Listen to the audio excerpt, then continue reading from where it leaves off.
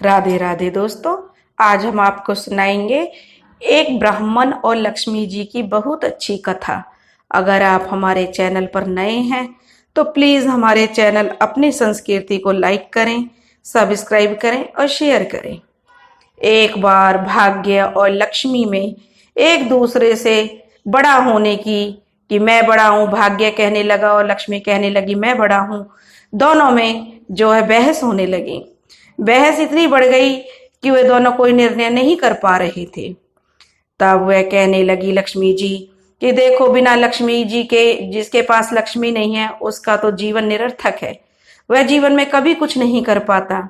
भाग्य कहने लगा कि जिसके पास भाग्य का साथ नहीं है वह भी जीवन में कुछ नहीं कर सकता, इसलिए मैं बड़ा हूं। दोनों अपनी उपयोगिता बताने लगे।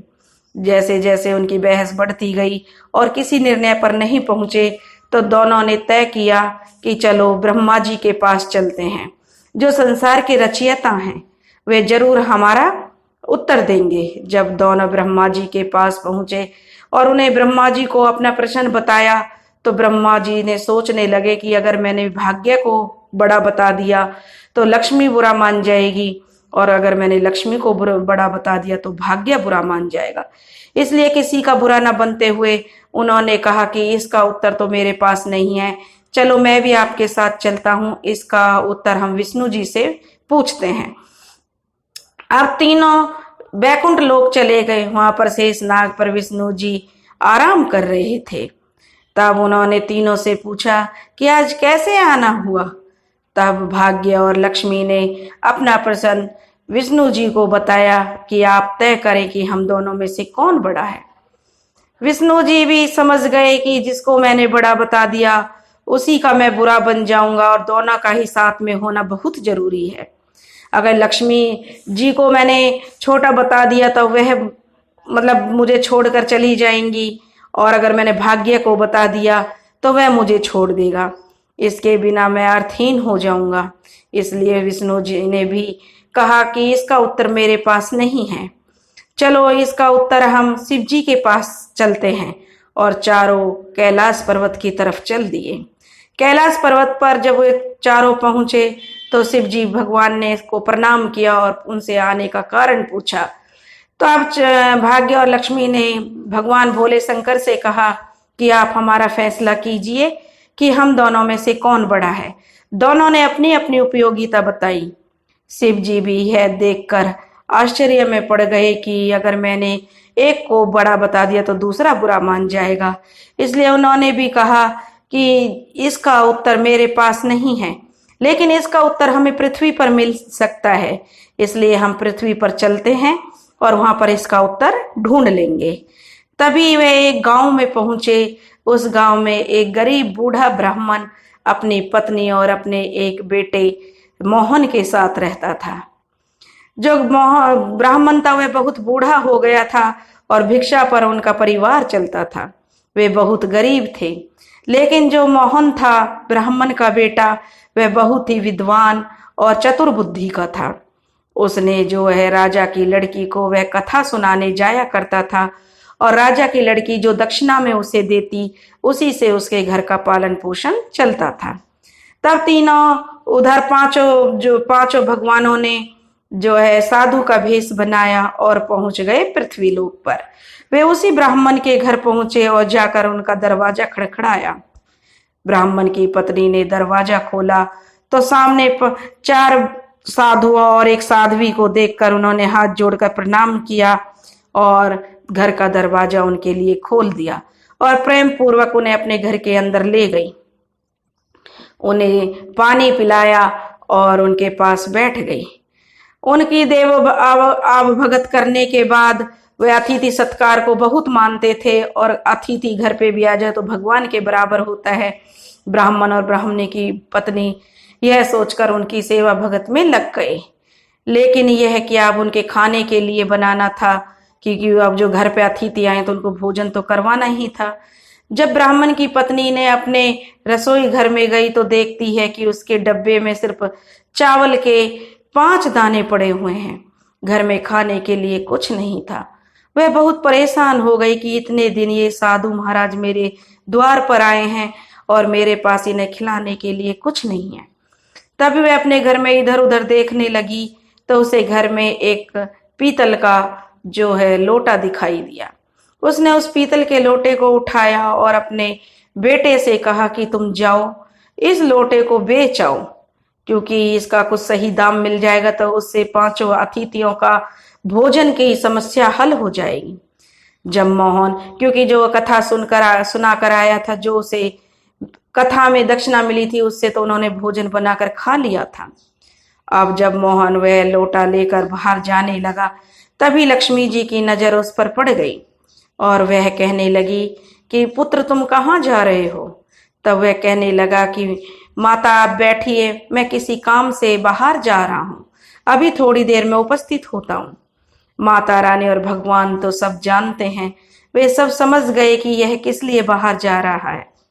तभी उन्होंने आपस में विचार किया, क्योंकि उसके पुत्र ने कहा कि अतिथि देवो भव, क्योंकि घर पर अतिथि आए हैं तो उनका तो हर तरह से सम्मान और उनकी जो सेवा भावना होनी चाहिए। तब लक्ष्मी जी ने और उन साधुओं ने उसे एक बर्तन दिया और कहा कि जो भी तुम्हारे घर में दाल भात है इस बर्तन में बनाओ। अब वह बेचारा बहुत हिचकिचाने लगा कि घर में कुल 5 दाने चावल के हैं, कैसे इनको पकाऊं, कैसे कि इसका पेट भरेंगे, कैसे अतिथियों का सत्कार होगा इस प्रकार। लेकिन जब उन्होंने साधु बने भगवानों ने जोर दिया तो उसने वह पात्र ले लिया और उसमें ले जाकर वह 5 दाने जो घर में चावल के रखे थे उनको पकाया। लेकिन यह क्या, पूरा पात्र चावलों से भर गया। सबने पेट भर के खाना किया, दाल भात बहुत अच्छा बना था। अगले दिन भोजन कराकर रात को उनके सोने का इंतजाम करके ब्राह्मण पति पत्नी और उनका पुत्र भी सो गए। अगली सुबह प्रातः में जब ब्राह्मण का लड़का मोहन उठा तो वह साधुओं से प्रणाम करके जाने लगा। तब उस साधुओं ने उससे पूछा कि तुम कहाँ जा रहे हो। तो उसने कहा कि साधु महाराज, मैं राजा की लड़की को कथा सुनाता हूँ, उस कथा के बदले में जो वह दक्षिणा देती है उसी से हमारे घर का गुजारा होता है। तब वह साधु बने महाराज उससे कहने लगे कि आज तुम कथा सुनाने के बाद उस राजकन्या से पूछना कि तुम किस इच्छा की पूर्ति के लिए कथा सुनती हो। मोहन ने कहा कि ठीक है। अब वह राजमहल चला गया और राजमहल में जाने के बाद जब कथा पूरी हो गई तब वह राजकुमारी से कहने लगा कि राजकुमारी, तुम किस इच्छा के लिए या किस अभिलाषा के लिए कथा सुनती हो। तब वह कहने लगी कि पंडित जी, मुझे ऐसा वर मिले जिसकी चर्चा सभी की जबान पर हो, उसके माथे पे चांद और सूरज की तरह रोशनी हो, उसका माथा चांद सूरज की तरह चमके, भाग्य का ऐसा धनी हो कि उसके कदमों में लक्ष्मी थरकती हुई हो, और ऐसी बारात मेरी आए जैसी किसी ने अभी तक ना देखी हो, ना किसी की आई हो, ना आएगी। वापस जब वह पंडित का लड़का घर आया, ब्राह्मण का लड़का, तो साधुओं ने उससे पूछा कि क्या उसने राजकुमारी से पूछा। तो वापस आकर उसने साधुओं को लड़की के उत्तर में जो बता दिया जो राजकुमारी ने उस ब्राह्मण के बेटे से कहा था। अगले ही दिन सुबह जब वह कथा सुनाने के लिए फिर जाने लगा तो साधुओं ने कहा कि बच्चा, आज फिर वही प्रश्न करना, फिर तुम्हें कल वाली बातें बताएं तो तुम तुरंत यह कह देना। अगर वह राजकुमारी तुम्हें कल वाली बात ही कहेगी कि मैं इसलिए कथा सुनती हूँ, तो तुम कह देना कि जैसा पति तुम्हें चाहिए वैसा केवल मैं ही हूं, और यह कहकर तुम वहां से भाग जाना। अब मोहन ने कहा कि हे साधु महाराज, कहाँ मैं एक गरीब ब्राह्मण का लड़का जिसकी दी हुई दक्षिणा से मैं पलता हूँ, और कहाँ वह एक राजा की पुत्री। राजा मुझे और मेरे परिवार को मृत्यु दंड दे देगा, वह तो हमें मौत के घाट उतार देगा, मैं ऐसा नहीं कर सकता। फिर साधु बने भगवानों ने कहा कि ठीक है, तुम्हें परिवार सहित अभी अपने श्राप से हम भस्म कर देते हैं। अगर तुम ऐसा नहीं करोगे तो हम तुम्हारे परिवार को भस्म कर देंगे। मोहन पहले से ही उनके चमत्कार से डरा हुआ था, क्योंकि वह देख रहा था कि भोजन की तैयारी कैसे हो जाती है, और ये कोई साधारण साधु नहीं है, बहुत ही चमत्कारी बाबा हैं। उसने सोचा राजा तो बाद में मृत्यु दंड देगा, अगर इन साधुओं ने मृत्यु श्राप दे दिया तो अभी हमारा अंत हो जाएगा। साधुओं की कहना मानकर वह कथा सुनाने चला गया। कथा सुनाने के बाद मोहन ने कहा कि कल वाले प्रश्न का आप जो कथा किस लिए सुनती हो? तो कल वाले प्रश्न जैसे उसने दोबारा दोहराया तो राजकुमारी ने वैसा ही जवाब उन्हें दे दिया। तब वह मोहन राजकुमारी से कहने लगा कि ऐसा वर तो इस पृथ्वी पर सिर्फ मैं ही हूं, और ऐसा कहकर वह वहां से भाग गया। राजा की पुत्री एकदम से जो है आश्चर्यचकित रह गई कि यह इसने क्या कह दिया। उसने अपनी दासी के द्वारा अपने पिताजी को बुलाकर सब बात बताई कि ब्राह्मण का लड़का मेरे से ऐसे कहकर भाग गया। राजा ने उसे आश्वासन दिया कि उसे उचित दंड दिया जाएगा, ब्राह्मण को इसकी सजा जरूर मिलेगी। राजा ने तुरंत अपने मंत्रियों से विचार विमर्श किया और जो उनके बड़े बड़े मंत्री थे, महामंत्री थे, उन्होंने कहा कि उसने अपराध तो फांसी दिए जाने वाला किया है, परंतु वह एक ब्राह्मण है, उसे फांसी देने पर हमें ब्रह्म हत्या का पाप लगेगा। ऐसा कुछ किया जाए कि उसे दंड भी मिल जाए और ब्रह्म हत्या का पाप भी नहीं लगे। काफी विचार विमर्श करने के बाद राजा और मंत्रियों ने तय किया कि शादी का निमंत्रण पत्र कुछ शर्तों के साथ उस ब्राह्मण के घर भिजवाया जाए। राजा ने उन शर्तों वाला निमंत्रण पत्र लिखवा कर उस जो हलकारे के हाथ में मोहन के पिता के पास भेज दिया। उधर मोहन ने घर पहुंचकर साधुओं को बताया कि बाबा, आपके कहे अनुसार मैंने राजकन्या को यह कहकर भाग आया हूं, लेकिन राजकन्या बहुत क्रोधित हो गई है। अब जल्द से जल्द राजा हमें फांसी पर लटका देगा, उसका संदेश पहुंचने वाला ही होगा। कुछ समय बाद हलकारा निमंत्रण लेकर पहुंच गया तो ब्राह्मण का लड़का डर से कांपने लगा कि अब राजा हमें नहीं छोड़ेगा। साधुओं ने उस हलकारे को सम्मान सहित बिठा दिया और जो ब्राह्मण का लड़का था उसको निमंत्रण पत्र देकर पढ़कर सुनाने के लिए कहा। पत्र में लिखा था कि हे ब्राह्मण के पुत्र, हमें तुम्हारी शादी का प्रस्ताव मंजूर है, परंतु साथ साथ इसके हमारी कुछ शर्तें भी हैं। हम तुम्हारे द्वारा सभी शर्तों को पूरी करने पर हम अपनी लड़की की शादी तुम्हारे साथ कर देंगे। अगर शर्त पूरी नहीं होने पर तुम्हारे परिवार सहित तुम्हें फांसी दे दी जाएगी। निमंत्रण पत्र में शर्तें लिखी हुई थी। उनकी पहली शर्त थी कि बारातियों के ठहरने वाले सभी बारात घर नए बनाए जाएंगे और उनमें जितने भी तंबू बने होंगे, एक भी तंबू उनमें खाली नहीं होना चाहिए। हर एक तंबू बारात से भरा हुआ होना चाहिए। दूसरी शर्त में राजा ने रखी थी, जो लिखा था कि बारातियों के आतिथ्य सत्कार में बनाई गई सभी भोजन सामग्री का प्रयोग होना चाहिए। कोई भी ऐसा भोग ना हो कि जो बारातियों को खाने के लिए ना मिले। ऐसी अद्भुत बारात आनी चाहिए जिसकी चर्चा हर व्यक्ति की जबान पर होनी चाहिए। बारात आने पर यदि कोई भी शर्त अधूरी होगी तो बारात में आने वाले सभी बारातियों को फांसी दे दी जाएगी। पत्र पढ़कर मोहन डर से कांपने लगा। साधुओं ने कहा कि तुम डरो नहीं। साधुओं ने मोहन को सांत्वना दी और उसे बहुत समझाया। हलकारे को भोजन खिलाकर पत्र का उत्तर देकर विदा किया और पत्र में कहा कि इसमें लिखो कि हम शादी की तैयारी कर रहे हैं और फलाने दिन हम बारात लेकर आ रहे हैं। हलकारे को भोजन में दाल भात परोसा गया। हलकारे की थाली में वह 36 प्रकार का भोजन बन गया। विदाइयों में साधु ने उसे मुट्ठी भर धूनी की राख वह पत्र देकर विदा किया। बाहर आकर हलकारे ने देखा कि वह राख नहीं बल्कि हीरे मोती हैं, तो वह हलकारा बहुत खुशी खुशी महल की तरफ चल दिया। राजा ने जब उनका सकारात्मक उत्तर प्राप्त होने का उन्होंने विचार किया था कि वे पत्र को पढ़कर ही जो है घबरा जाएंगे, लेकिन जब उन्होंने उनकी शर्तों को मानने का पत्र पढ़ा तो सोचने लगे कि वह गरीब ब्राह्मण जिसका परिवार हमारे भरोसे चलता है वह ऐसा कह रहा है, क्या कोई दुश्मन राजा तो उसका साथ नहीं दे रहा है। यही सोचकर राजा ने शहर के तमाम बारात घर सजवा दिए और बहुत सारे तंबू भी लगवा दिए। राजा को विश्वास था कि अधिक आदमी नहीं आने के कारण वह शर्त हार जाएगा।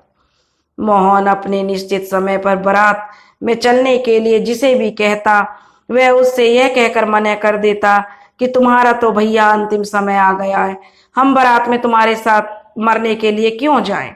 ऐसी बातें सुनकर गांव वाले उसका साथ देने से मना कर देता तो मोहन बहुत ही परेशान हो उठा। अब शादी का दिन धीरे धीरे पास आ गया। शादी वाले दिन मोहन को परेशान देखकर साधुओं ने कहा, बच्चा, आज तुम्हारी शादी है और तुम परेशान हो रहे हो। तैयार होकर साथ चलो। तुम्हें किसी बात की चिंता करने की कोई जरूरत नहीं है।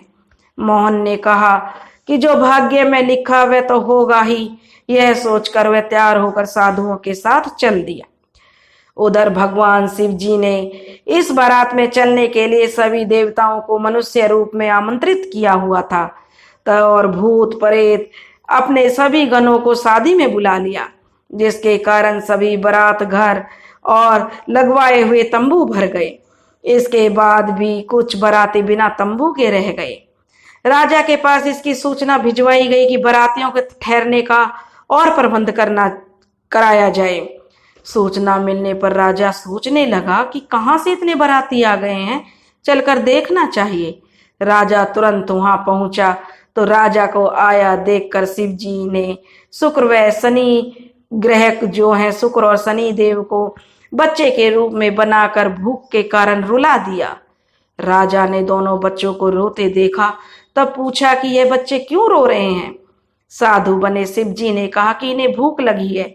राजा ने उन्हें बच्चों को खाना खिलाने के लिए भेज दिया। कुछ समय के बाद राजा के कर्मचारियों ने आकर बताया कि महाराज, वे दोनों बच्चे तो सारा का सारा भोजन खा गए, फिर भी भूख भूख चिल्ला रहे हैं। अब ऐसा सुनकर राजा बहुत परेशान हो गया। उन्होंने अपना घमंड त्याग कर साधुओं के आगे नतमस्तक हो गया और महाराज उनके पैरों में लौट गया और कहने लगा, महाराज, अब मेरी लाज आपके हाथ में है, आप ही मेरी लाज बचाओ। साधुओं ने कहा, साधु बाबा कहने लगा कि कोई बात नहीं, सब कुछ ठीक हो जाएगा। तुम घर जाकर अपने महल में जाकर बारात की तैयारी करो कि बारात आने वाली है, उसका स्वागत करो। राजा ने शहर को बहुत ही सुंदर ढंग से सजवाया। जगह जगह झालरों फूलों से पूरा शहर दुल्हन की तरह सजाया गया था। मोहन भी शादी की पोशाक में किसी राजकुमार की तरह बहुत सुंदर दिखाई दे रहा था। शाम के समय उसे एक सुंदर रथ पर बिठाया गया। रथ के आगे अनेक प्रकार के बैंड बाजे और ढोल नगाड़े मधुर तान में झूमते हुए बाजते हुए चल रहे थे। दूल्हे के मस्तक पर सेहरे जो सेहरा बांधा गया, उसमें चांद और सूरज से सजाया गया। बाराती हाथों में नोट लेकर एक दूसरे पर न्यौछावर कर रहे थे, उड़ा रहे थे, इधर उधर उड़ा रहे थे। बड़ी मस्ती में बारात चल रही थी। बारात के इस विहंगम दृश्य को देखकर, इतना सुंदर दृश्य कि आपस में ही लोग कह रहे थे कि इस गरीब ब्राह्मण के भाग्य को तो देखो, इसके मस्तक के सेहरे पे चांद सूरज और चारों तरफ से लक्ष्मी और धन को उड़ाया जा रहा है, मानो किसी बहुत बड़े राजा की बारात निकल रही है।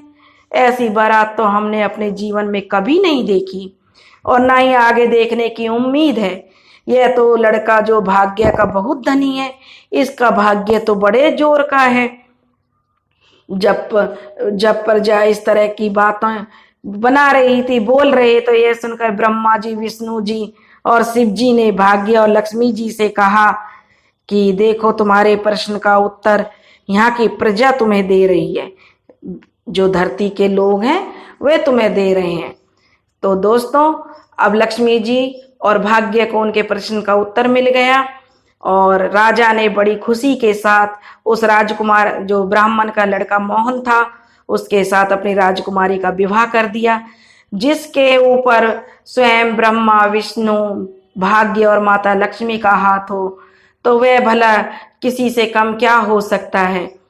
और उसका भाग्य तो ऐसा जगह, ऐसी माता लक्ष्मी की कृपा हुई कि वह गरीब ब्राह्मण तो बड़े से बड़ा राजाओं को से भी बड़ा राजा बन गया। इसलिए हे माता लक्ष्मी, हे भाग्य के देवता, जो यह कहानी सुन रहे हैं और जो यह कहानी कह रहे हैं, उन पर अपनी हमेशा कृपा बनाए रखना। मनुष्य को फल की इच्छा नहीं करते हुए कर्म करते रहना चाहिए। मनुष्य को समय से पहले और भाग्य से अधिक कुछ नहीं मिलता। दोस्तों, अगर आपको हमारी कहानी पसंद आई हो तो प्लीज़ हमारे चैनल अपनी संस्कृति को लाइक करें, सब्सक्राइब करें और शेयर करें। राधे राधे।